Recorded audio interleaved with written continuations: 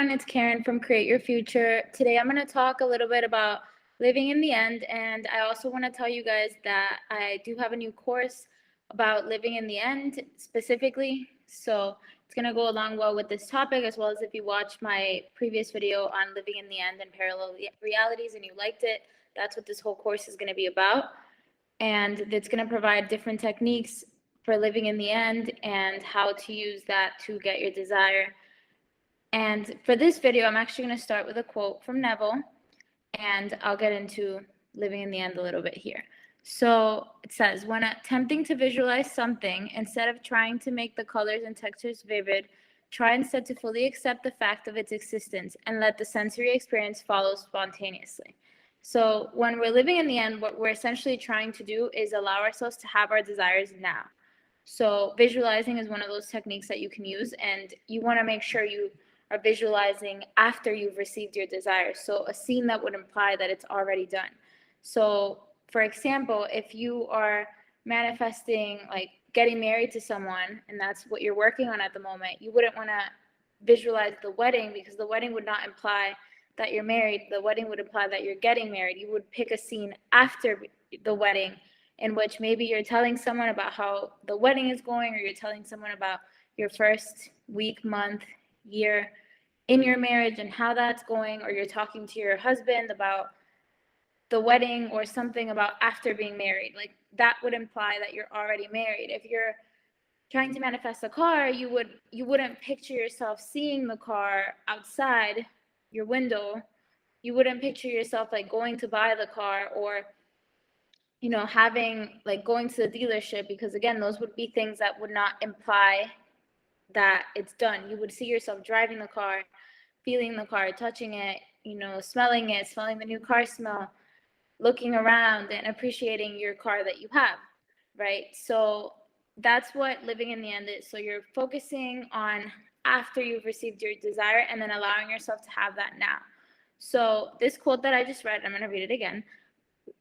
When attempting to visualize something, instead of trying to make the colors and textures vivid, try to fully accept the fact of its existence and let the sensory experience follow spontaneously.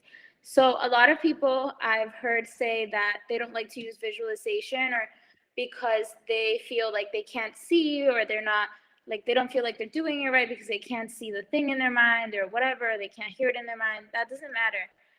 Even if you're visualizing and you're not necessarily seeing it or feeling it, it's fine. If you can at least get to one of those things, if you can see it, great. If you can feel it, great. If you can, if you're at least contemplating it, thinking it, then great. And you're knowing, that's the most important part. When you're visualizing, no matter how, to what extent you're actually seeing it in your mind, if it's clear as day or not, or if it's fully submersive experience or not, the key point is to fully accept that this is true, no matter to what degree you're seeing it in your mind, right?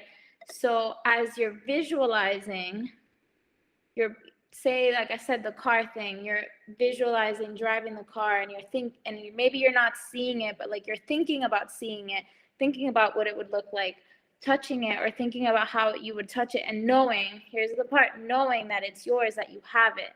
That's the most important part. And the actual visualizing part of seeing it, it comes easier to some people more than others, and that's fine. You just never want to assume that you're doing it wrong. Also, if you would like to have the experience of being able to visualize more clearly, you can intend for that. You can, say, I intend to be able to see this more clearly. Or if you're having a hard time feeling what it feels like to have your end, don't say, I'm having a hard time feeling what it feels like to have my end. Instead, you can say, I intend to feel this more. I intend that every time I do this exercise, I will be able to feel it more. So one easy way to get into this visualizing is, again, you think about, before you go into it, already set your mind to, okay, what am I going to visualize? And think about a scene that inspires you from your end. So from a place of already having your end, think about a situation or a scene that would imply that you have it, that inspires you, and then you just kind of daydream about it. If you can see it in your mind, cool. If you can't, that's fine too. Just feel it now, daydream it now, and let yourself have it now to whatever extent you can in the moment, and know that's done and it's coming. And like I said, if you can't at first do this like right away, where you can feel it so strongly or see it so clearly, then intend that you can, and that every day it gets easier and easier. Because when you're feeling your end, when you're in your end, it's easier for you to not react, because anytime that you get triggered, you can go back to your end and go back to that feeling of having it now. And this is something I've been using with my clients one-to-one, and they've been seeing results. And I put a lot more techniques and details in the course about how to live in the end, and there are techniques I've been using with my one-to-one clients, and they've been seeing a lot of results with it, even immediately, of just how they feel, and also quick results in the 3D as well. But besides the point, because when you live in the end, you're going to see the immediate change in you, which is going to bring about a faster change in the 3D when you're not thinking about the time of when it's coming, because you're just focused on having it now. You're focused on having it now and giving it to yourself now in your mind, in your experience. And that's what's going to push it out.